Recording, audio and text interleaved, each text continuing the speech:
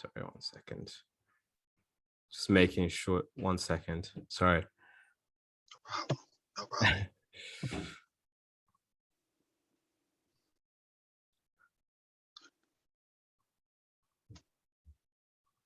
I can't minimize. Anyway, so I'm just going to go straight into it. So, hi guys, we are back for another episode of Calf Kick Sports. We got a very special guest. We got Mike Lombardo. He's probably got one of the nastiest calf kick finishes I've ever seen in my life. Guy has fought in the Contender Series.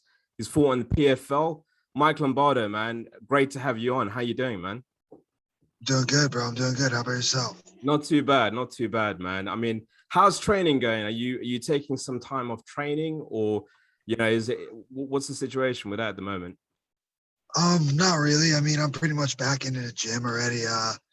I don't really take that much time off unless it's like mandatory if I'm hurt, but I'm back in there, staying ready, man, getting better, trying to get back into it as soon as possible. Nice. And in terms of your last win, that was brutal finish, man.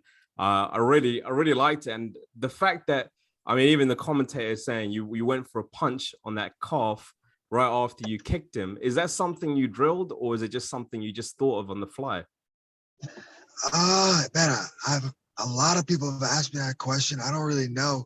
I don't think I've ever really drilled that like specifically, but we always train like whatever's hurt to go after that, right? So that was there, so I just started punching it. Why do you think calf kicks are so big now? Because it's changed the landscape of MMA, man. I mean, like, I remember a year and a half ago, 2 years ago, where it wasn't such a big thing, throwing calf kicks. Why do you think it's such a big thing? Hey, you know what? I think it's been around for a long time. I mean, I can remember as far as back as like when I first started training, but I guess it's just getting popular now because of people are getting finishes with it, or they're changing the outcomes like of the fight during the fight, because it's bad, man. If that nerve gets hurt in the calf, that Yeah. leg shuts down. People don't realize it. It's not really from the pain. It's like your leg just gives out. You can't stop it. Yeah, and I've seen you do that. I've seen you do that in the past. It's not like you just done this recently, because I've seen you do this to Jose Caceres. So you actually hit him with a calf kick a few times before he started switching stances. Right. So again, it's probably something I could see that you've done for quite a long time. I mean, is it something that you've implemented a bit more heavily in the last few fights? Well, definitely the fight before this in the Contender Series, I didn't really use it as much. But it's something that I use all the time. I mean, calf kicks are definitely a weapon. I mean, so whatever's there, I'm gonna take. Yeah, absolutely. So just going, kind of into your football background. I know you've played football for a while, before MMA career. How was the transition from, college football to career in MMA?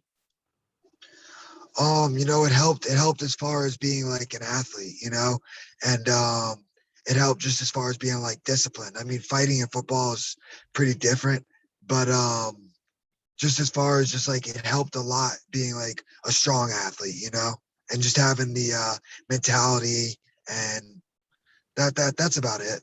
Yeah, and I'm sure, yeah, it's probably, I think you said, you're just a competitor. It helps, with the whole competition aspect.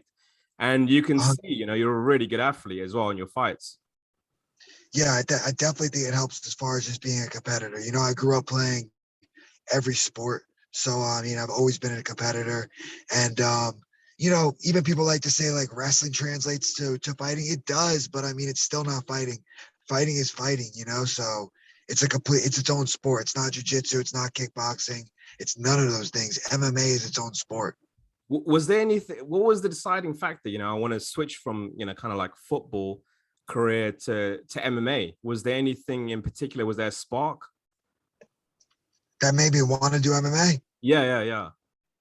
Well, even when I was playing college football, I'd always come home like during the summer, and actually Edson Barbosa was the head kickboxing coach. He wasn't even in the UFC yet. Wow. He was just a regional fighter. He's the head kickboxing coach at a little gym right by my house, and I walked in there, started training underneath him, and like I was like, man, this stuff is like for real. If the NFL doesn't happen for me, I definitely want to do this. And tell you the truth, I wanted to do the MMA more than football at that time anyway. So right when I finished up my football career, I just jumped into training full time. And why not, man? It's like Ryan Pace Jackson says, you get to beat people up legally for money. Why not? Yeah, it sounds like a good deal. Yeah, exactly. So just going, obviously you're from the legendary American top team, kind of. I wanted to kind of go into that. I mean, what's your viewpoint? Why is it so legendary? I'd like to know from someone who trains there regularly, like what makes it so legendary, in your opinion? I mean, listen, I've been training at American Top Team, the head gym, the Coconut Creek gym, since I was an amateur. Since I was 2-0, they allowed me to start training with the pro team there, so I was real blessed for that. And as far as it being like legendary, man, I mean, everybody comes through those doors at some point. Like if you name like some big MMA star or whatever, like somebody that everybody's a fan of, they've been there. Um, there's always different bodies, from every country, like up and coming fighters, legends. I mean, there's everybody. I mean, great coaches. It has really everything you need to be a successful in MMA. Yeah, I mean, I can only imagine the training is just second to none. So many world champions coming from there as well. Is there Yeah, it's anyone not that? only it's not only it's not Yeah, only the world champions. So I mean, that's great, yeah, but yeah, a lot of times the world champions are already kind of like on their own schedule. It's like the guys that are like coming up, like if you walk in there on sparring day, I mean, the whole mat is Bellator, PFL, UFC, M1, champion from Russia, champion from Brazil, this guy. I mean, it's just like whoever you get, you're going against one of the best guys in the world. So, I mean, they like to say iron sharpens iron. It's definitely true there. It's definitely sink or swim, though. It's not like to go there and like just learn how to fight. You better know how to yeah, fight when you get. yeah, definitely. Is there anyone you kind of emulate in your style? I mean, you're very well rounded. You got really good wrestling. You got everything. You got submissions, KOs, all that kind of stuff. Is there anyone that you kind of look up to in terms of an MMA champion or No, not fighter? really. Not really look up to, but the guys that really helped me with my game, really coached me up hard is my head coach, Dave Zitnick. He's an old school American Top Team guy. And King Muhammad Lowell has really helped me out in his last year. The guy's super smart, man. He's like just a student of MMA, and he's helped me tremendously. And my strength coach, Phil Williams, has helped me tremendously. So those are like the main three. And then, I always am there for Steve Makos' classes, Mike Brown's classes, and whatever coach I've picked up a lot from a lot of different coaches there. There's just so many, too many to name. So is inevitably, the UFC the goal then, Mike? Would you say that's the goal, or just any big promotion, or is The it just the goal UFC? the goal for me is to be the best fighter I can be, and to be financially stable. Those are my two things. So, hey, if PFL, Bellator, UFC, whoever wants to sign me to like the deal that lets me continue to train and continue to be the best I can be, and who financially takes care of me, then let's do it. I mean, at the end of the day, I feel like I could beat anybody at 170. Um, you know, on my night. But I also feel like, hey, anybody can lose. I'm not one of these guys that's like, oh, Yeah, yeah. I'm the best, I'm this, I'm that, because that's just not realistic and that's not true. Anybody can be beaten. Yeah, I like that statement as well when you said, look, I'm not the best, but I could beat anyone at any given night. I Right. thought that was quite refreshing because you always get people that just go, I'm the best and no one can beat me and blah, blah, blah. But Right. that was quite refreshing to see though. I like that a lot. Pretty- I'm gonna ask you a little bit of a saucy question. I mean, if Sean Shelby calls you and he goes, so this is obviously like he's not gonna give you a pick of anyone in the welterweight division off the bat. But say if you had the dream matchup with anyone in the welterweight division, who would you fight? Man, I don't have a dream matchup. I've been like every short notice fight that comes up, I'm like, bro, I'm ready. Let's go. Like I train for everybody, I mean, I'm just ready. I know this is like I wish I could give you like a dream matchup, but I don't really think of any of these guys as like a dream to fight them. You know, I just think I could beat them all, and hopefully I get that chance to fight who everybody thinks is the best in the world one day, and then we'll find out if I am or if they are that night. Basically, just line them all up, and I'll fight every single one of Bro, them. bro, line them up, man, and let's go. Let's find out. Nice. I like that. So on Calf Kick Sports, we have a couple of signature questions. So I'm going to ask you the signature question. So, you've got Dustin Poirier and you've got Conor McGregor. They've got their signature brands. You've got signature hot sauce, signature whiskey. Now, what is Mike Lombardo's signature brand? What would your signature brand be? I don't know. It'd have to be something Italian. I have to make up like an Italian dish or something. You know, I mean, I like to cook, so I'd have to think of something. Nice, nice. So something like pasta or like a pizza. Well, it's gonna have to be pasta something. I don't know. I'll call it like pasta Lombardo and think of what Pasta I'll put in. Lombardo. I like that. Yeah, Or even calzone or something like that. Something nice, man. yeah, whatever you like. Calzones are good too. So this is a bit more of a serious question. I'm going to get a bit more serious. Is there any YouTube stars that you'd like to beat up for money?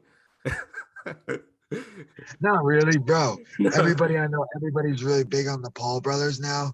And Yeah. listen, I don't listen. That's not my style to be like, you know, that type of person. They're like big into like hyping themselves and stuff. And you know, I guess that works for them. But I'm a martial artist, and I've been in the gym for a lot of years, and I've trained like, you know, I went through the amateur circuit, which is hard, man. Like you're in there, you're fighting for no money. You're like fighting at like your local like country bar. You're fighting outside of strip clubs. I mean, there's nothing. You know, you're making no money. It's very hard. Yeah. So as far as those guys, they've never had to go through that. You know, they've never been through those tests, and you know, I just don't. That's not my style to like, you know, to talk shit really about. I mean, I could see like a little bit of shit talking, you know, but some of it gets like a little too personal, like Yeah. the whole, you know, with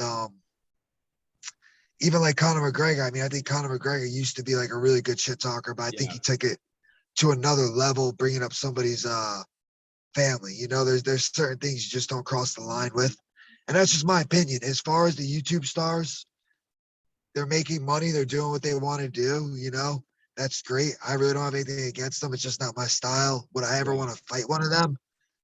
Listen, if they're good and they want to come to MMA and they want to fight, let's fight. I mean, I'm not a boxer. You know, I'm not gonna. Now, boxing is a sport. MMA is a fight. It's completely different. You know, it's Yeah. completely different. Yeah, absolutely. I mean, you got like Woodley fighting, Jake Paul, and I think Woodley is fantastic. I think he's a legend, but I'm almost a little bit worried for him as an MMA fan because it's boxing. It's just pure boxing, and Logan Paul.